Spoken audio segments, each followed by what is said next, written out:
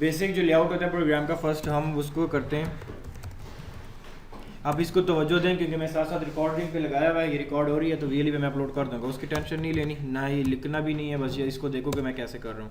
और जिस तरह मैं कोड का फॉर्मेट फॉलो कर रहा हूँ उस तरह आपने देखो कि किस तरह आपका प्रोजेक्ट भी ऐसे होना चाहिए। अब जो हम फाइल हैंडलिंग करते हैं उसकी अपनी लाइब्रेरी को पहले इंक्लूड कराना पड़ता है। वो लाइब्रेरी है एफ स्ट्रीम की।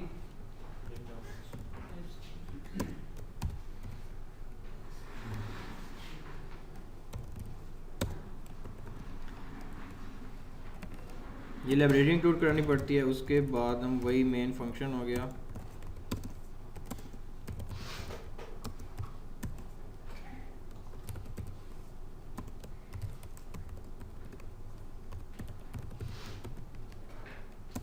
यहाँ पे मैं पहले 3 सिग्नेचर्स बनाता हूँ फंक्शंस के। एक तो वो कि जहाँ से हम यूज़र डाटा एंटर कर रहे हैं, एक फंक्शन होगा जहाँ पे यूज़र डाटा एंटर कर रहे हैं, दूसरा फंक्शन जिसमें हम फाइल में डाटा सेव कर रहे हैं, तीसरा फंक्शन जिसमें हम फाइल से डाटा रिट्रीव कर रहे हैं। तो पहला फंक्शन है void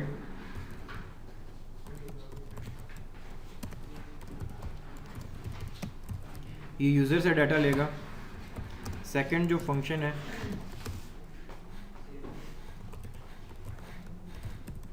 अब जब सेव डाटा करेगा तो हम जो यूज़र से डाटा ले रहे होंगे वो एक एरे में ले रहे होंगे।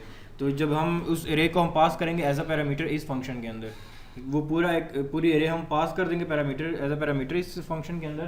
तो आगे फिर इसे लूप लगा के हम वो 1 बाई 1 वो सारा डाटा फाइल में सेव करेंगे। लेकिन हमने जो आप यूज़र से लोगे ना, तो आप जैसे पहले करते थे, अगर इंटीजर डाटा है तो इंटीजर लोगे, डबल है जो भी है स्ट्रिंग है तो वो आपने उसी तरह लेना है। जब आप सेव करोगे तब आप उसको कर दो।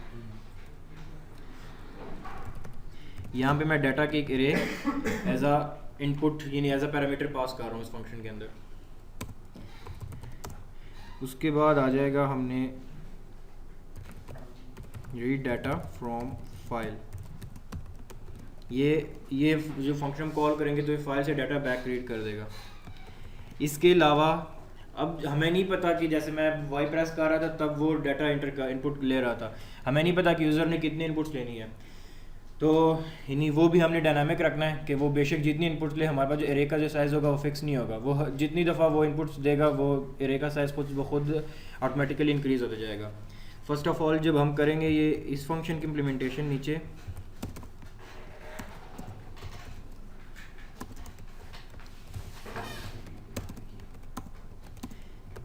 पहले मैं एक वेरिएबल बनाता हूँ इंट साइज़ का, जिसको मैं 0 यानी साइज़ में 0 दे रहा हूँ। उसके बाद एक इंटीजर जो डायनामिक एरे बनानी है,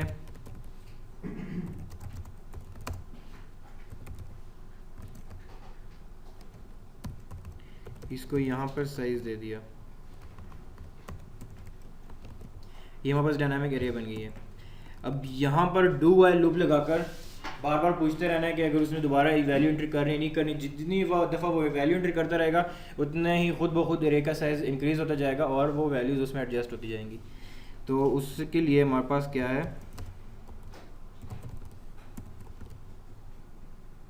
चॉइस मैंने ले लिया।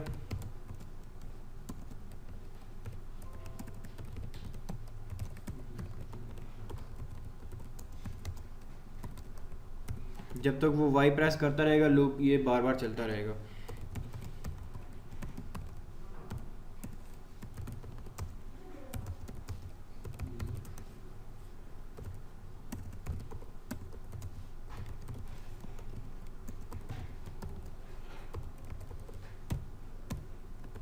ठीक हो गया। यहाँ पे हमने यूज़र से वैल्यू लेनी है, जो इंटर डाटा करेगा उसको हमने cn कर देना है ये डाटा के एरे के अंदर। डाटा के एरे के अंदर आ जाएगा। अब वो जो वेरिएबल होगा साइज़ होगा।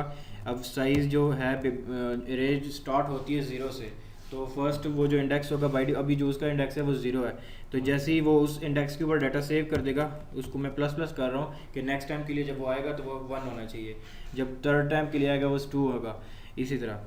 अब हमारे पास ये तो हो गया कि हमारे पास डायनामिकली एरे बन गई है, वो हर दफ़ा एक न्यू वैल्यू एंटर करता रहेगा और डायनामिकली न्यू वो एक साइज़ एलोकेट करता रहेगा, यानी जो हमारी एरे है वो खुद ब खुद एक्सपेंड होती जाएगी।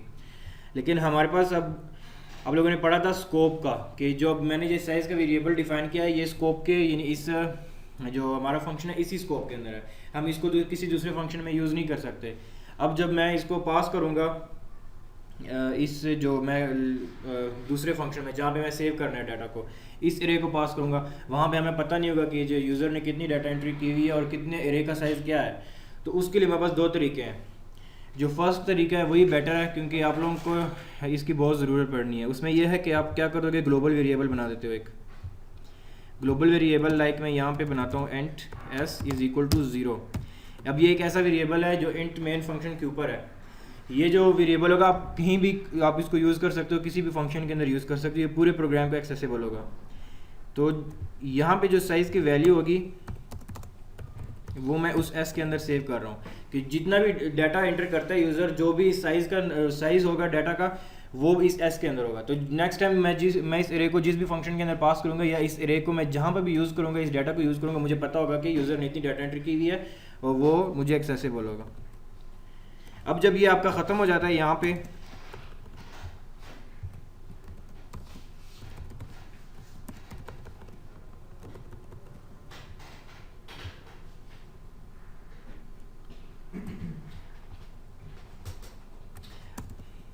उसके बाद हमने यूज़र से पूछना है कि क्या आपने डाटा को सेव करना है फाइल के अंदर, नहीं करना। अगर वो 1 प्रेस करेगा तो फाइल में डाटा सेव हो जाएगा, नहीं तो नहीं होगा। उसके लिए फिर एक नेक्स्ट मैं एक चॉइस लूँगा, लाइक h ले लिया,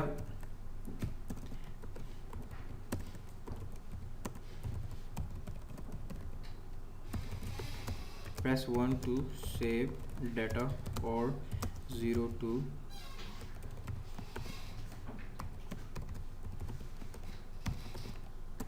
ठीक हो गया। यहाँ पे हम cin लेंगे h को।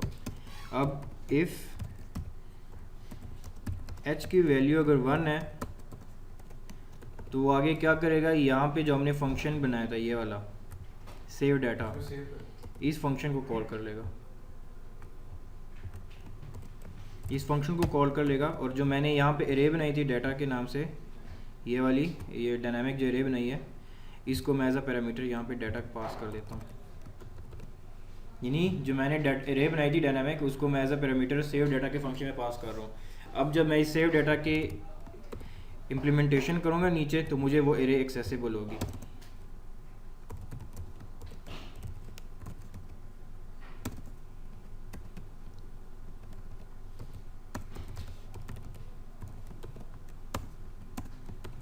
ठीक है ना, समझ आ रही है जब तक जो मैंने किया अभी तक।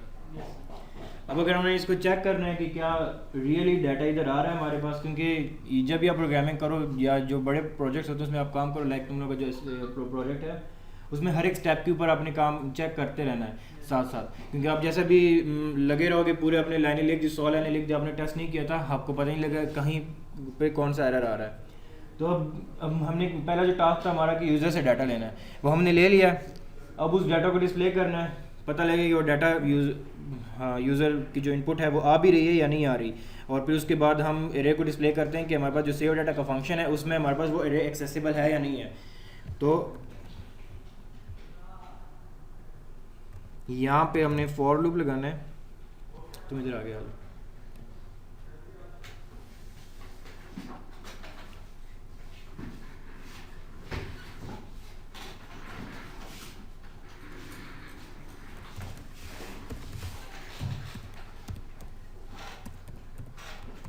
अब आई लेस देन यहाँ पे क्या आएगा,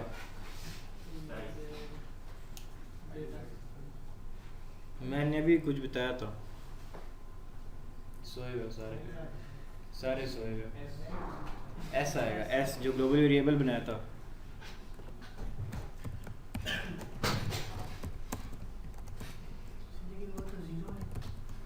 नहीं है 0 ना, साइज की इक्वल किया हुआ है, जितनी जो वैल्यू साइज की होगी वो एस की भी होगी। हम उस साइज़ के वेरिएबल को इस सेव डाटा के फंक्शन में एज अ पैरामीटर भी पास कर सकते हैं। सेकंड पैरामीटर हम उस साइज़ को रख सकते हैं, फिर उधर से भी आप एक्सेस कर सकते हो। लेकिन उसमें ये होगा कि आपको जस्ट इसी फंक्शन के अंदर वो भी साइज़ आपको अवेलेबल होगा। बाकी जो फंक्शन में अगर आपने इस एरे को यूज़ करना है या साइज़ आपको चाहिए कितना डाटा एंटर हुआ था, तो आपको वो नहीं पता लगेगा। इसलिए मैंने क्या किया, वो ग्लोबल रखा हुआ है ताकि हमें हर एक फंक्शन के अंदर उसको हम एक्सेस कर सकें। अब लेक्जिन का जो बैंक मैनेजमेंट सिस्टम है, अब उनका जो टोटल अमाउंट है बैंक की, जो एक्सपेक्टेड बैलेंस है टोटल, अब वो ग्लोबली वेरिएबल बैंक का बैलेंस रखेंगे, क्योंकि जो बैंक का बैलेंस है वो तो हर एक फंक्शन के अंदर उनको चाहिए, तो अब उसको वो ग्लोबल रखना पड़ेगा। यानी वो अगर एक फंक्शन के अंदर उनको उन्होंने रख दिया बैंक का बैलेंस ये है, तो नेक्स्ट फंक्शन में फिर से क्या करेंगे, उनको पता नहीं लगेगा हमारे बैंक का फंक्शन वो बैलेंस कितना है। तो इस तरह उसको आपने ग्लोबल रख के यूज़ करना है। सी आउट करना था यहाँ पे डाटा ऑफ आई,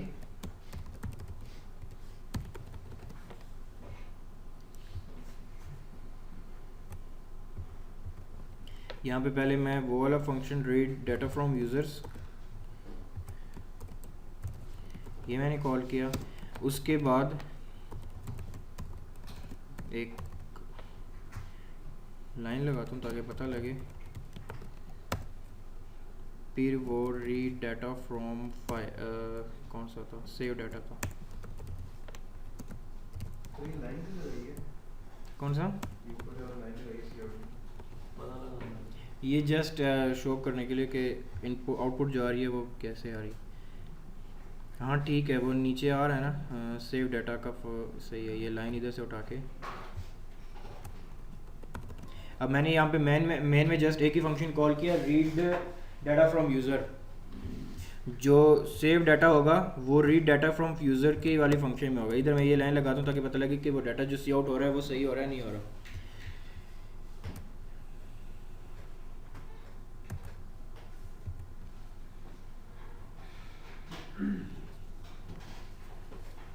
अभी इंटर डाटा मांग रहा है, मैं 12 इंटरपुट कर रहा हूँ, y फिर 34। अब मैं n करता हूँ, प्रेस 1 टू सेव और 0 टू कट, 1 कर दिया। देखो पहले उसने लाइन डिस्प्ले कर दी, फिर जो दो डाटा मैंने इंटर किए थे 12 और 34 वो डिस्प्ले कर दी। इसका मतलब है कि हमारे पास यूज़र से डाटा भी सही आ रहा है, डायनामिक एरे भी सही काम कर रही है, और आगे जो मैं पास कर रहा हूँ एज अ पैरामीटर एरे को, वहाँ पे मुझे एरे में वो एरे उस फंक्शन के अंदर एक्सेसिबल भी है। अब हम क्या कर सकते हैं, अपना आगे वाला जो काम है उसको फाइल के अंदर सेव करना। इस लाइन को मैं ख़त्म करता हूँ, अभी इसकी ज़रूरत नहीं है। यहाँ पे अब हमने क्या करना है, फ़ाइल बनानी है, एक कोई भी आप नाम देख सकते हो फाइल के लिए। अब उसमें दो आते हैं, जब आप फाइल से डाटा रीड, जब आप फाइल में डाटा सेव करोगे तो उसके लिए आपने ऑफ स्ट्रीम यूज़ करना है, जब आप फाइल से डाटा रीड करोगे तब आपने इफ स्ट्रीम यूज़ करना है। अगर आप एफ स्ट्रीम यूज़ करोगे तो आप उसी एक फ़ाइल के अंदर दोनों काम कर सकते हो, सेव भी कर सकते हो, गेट भी कर सकते हो। तो मैं यहाँ पे ऑफ स्ट्रीम वाला यूज़ करता हूँ, ये नीचे आ रहा है, तो मैंने फ़ाइल दे दिया। अब फाइल डॉट ओपन, यहाँ पे हमने क्या करना है, फाइल डॉट ओपन में कोई भी फाइल का नाम आप दे दो। अगर वो फाइल पहले से एग्जिस्ट करती है तो वो उसी फाइल में जाके चेंजेस कर देगा, अगर वो फाइल पहले से एग्जिस्ट नहीं करती तो वो क्रिएट कर देगा उसको। यहाँ पे मैं कोई भी नई एक pf.txt रख दिया। अब जो एक्सटेंशन है txt का मतलब टेक्स्ट फाइल ही है, अब इसके अंदर कोई भी एक्सटेंशन रख सकते हो, यानी लाइक अगर आपने रख दिया बैट रख दिया तो वो फिर भी उसमें सेव करता रहेगा और उसमें से वो गेट करता रहेगा, लेकिन txt आप यूज़ कर लो। उसके बाद हमारे पास ये बन गया। अब सिंपल से जो काम है, फाइल में डाटा भेजने इतना मुश्किल नहीं है। हमने क्या लाइनें दो लिखी हैं, ऑफ स्ट्रीम फाइल लिखा है जो कि फाइल का वेरिएबल हमने बना दिया। उसके बाद फाइल डॉट ओपन करके हमने फाइल का नाम बता दिया कि ये वाली फाइल ओपन करनी है, और अब उस फाइल में हमने डाटा सेव करना है। तो ये सी आउट की जगह आपने क्या कर देना है, फाइल लिख देना है, वो जाके पूरा डाटा सी आउट की जगह वो फाइल में भेज देगा। अब जो मैंने उसके साथ किया था कि कॉमास डाले थे, वो आपने ऐसे यहाँ पे फॉर्मेटिंग करनी है, वो इसी तरह फिर फॉर्मेट होकर उधर जाता जाएगा। जब आपका लूप ख़त्म हो जाएगा, सबसे इम्पोर्टेंट काम यह है कि जब आपका फ़ाइल के साथ काम ख़त्म हो जाएगा आपने तो उस फाइल को क्लोज़ कर देना है। जब आप क्लोज़ नहीं करोगे, फाइल को ओपन छोड़ दोगे और आप अपने प्रोग्राम को टर्मिनेट कर दोगे, आपकी चेंजेस फाइल में सेव नहीं होगी, वो आपकी चेंजेस को सेव नहीं करेगा। हाँ, रन टाइम पे तो नहीं करेगा ना, जब आप क्लोज़ ही नहीं करोगे इसको। उसमें भी आ जाएगा। हम इसको चलाते हैं ताकि पता लगे अब ये क्या करता है। मैं इंटर डाटा करता हूँ 12 y 45 फिर y 67 नो और यस कर दिया। अब मैं अगर इधर से जाके इसके लोकेशन को खोल दूँ इसने pf.txt के नाम से फ़ाइल बनाई है, उसको मैं खोलूँगा तो 12, 45, 67 3 वैल्यूज़ इसके अंदर आ रही हैं फ़ाइल के अंदर। ठीक हो गया, इधर तक समझ आई है। अब हमने क्या करना है, फ़ाइल से रीड करना है। हमारा जो नेक्स्ट था वो ये था, read data from file, void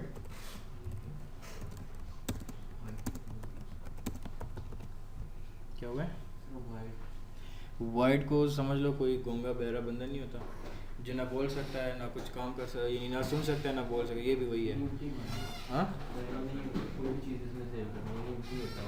हाँ कुछ भी नहीं करता ना, ये आपके पास कुछ रिटर्न भी नहीं करता, कुछ भी नहीं करता, यानी void का मतलब यानी ये कुछ ना बोल सकता है ना कुछ सुन सकता है। अब हम रीड करने के लिए क्या करेंगे, फिर से इफ स्ट्रीम यूज़ किया और इसको फाइल दे दिया, फाइल डॉट ओपन में उसी फाइल का नाम दे दो .txt,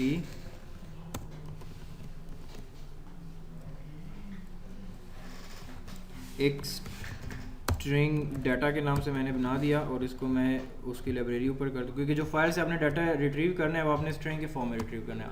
आगे जो आपने डाटा के साथ करना है वो आपकी मर्ज़ी है, उसको आप कास्ट भी कर सकते हो, उसके साथ आप कुछ भी कर सकते हो। अगर सिंपल डिस्प्ले करना है तो आप डिस्प्ले कर दो, नहीं तो जो भी आपने करना है वो डाटा आपके पास आ गया एरे में कर दो, उसको टोकनाइज करके स्ट्रिंग डाटा आ गया। अब क्या होगा, फाइल डॉट डाटा। अब जैसे हम सीन करते थे उधर से सी आउट ऐसे होता है ना, सीन होता है, तो फाइल से हम उस वेरिएबल के अंदर सीन कर रहे हैं, वो जस्ट सीन की जगह हमने फाइल लिख दिया है। फिर ये करने के बाद फाइल को दोबारा क्लोज कर दो, ठीक हो गया। और सी आउट करते हैं डाटा को नीचे। अब मैं मेन फंक्शन में जाता हूँ और यहाँ पे फिर से एक लाइन लगाता हूँ ताकि पता लगे, उसके बाद रीड डाटा फ्रॉम फाइल करके यहाँ पे कॉल करता हूँ। अब इस दफ़ा ये डाटा फाइल से रीड करेगा, एरे से नहीं रीड करेगा।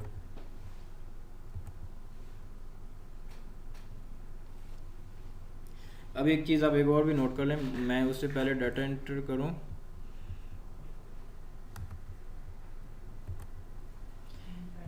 इसकी वैल्यूज़ देखें 12, 45, 67।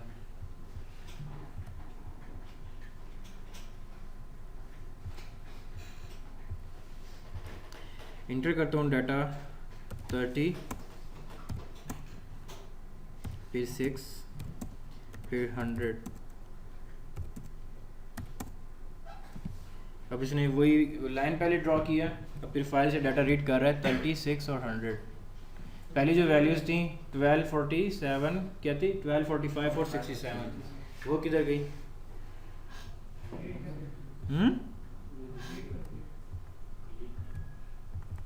ये देखो इसने फाइल में वैल्यू चेंज कर दी।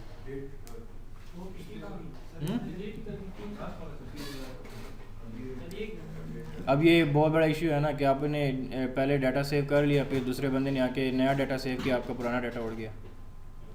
इसका ये होता है कि जब भी ना, और इसका सोल्यूशन भी बहुत सिंपल है, टेंशन लेने की ज़रूरत नहीं है। हाँ क्या चीज़? नहीं आता, नहीं आता, उधर भी नहीं आएगा। उसमें ये होता है ना कि जब भी आप यहाँ फाइल क्रिएट करते हो तो जब भी आप उसमें नया डाटा एंटर करोगे वो प्रीवियस डाटा को ख़त्म करके नया डाटा कर देता है, ऐड कर देता है। तो हमने क्या करना होता है, अपेंड का जो फाइल का फंक्शन होता है अपेंड का, वो हम यूज़ करेंगे जब हम फाइल में डाटा सेव करते हैं। कहाँ पे हम सेव कर रहे थे? यहाँ पर, यहाँ पे हम फाइल में डाटा सेव कर रहे थे, तो इसके साथ अपने कॉमा लगा के iOS यहाँ पे आ जाएगा अपेंड का फंक्शन। जब आप ये वाला इसके साथ लिखोगे, अब हम इसको दोबारा चलाते हैं, अब ये पिछली वैल्यूज़ भी रहेंगी और नई भी आ जाएंगी। इसमें मैं करता हूँ 90, यस 80 और 9 और 1। अब देखो 36, 100, 90, 80 प्रीवियस भी हैं, करंट जो हमने ऐड किया वो भी आ गई हैं।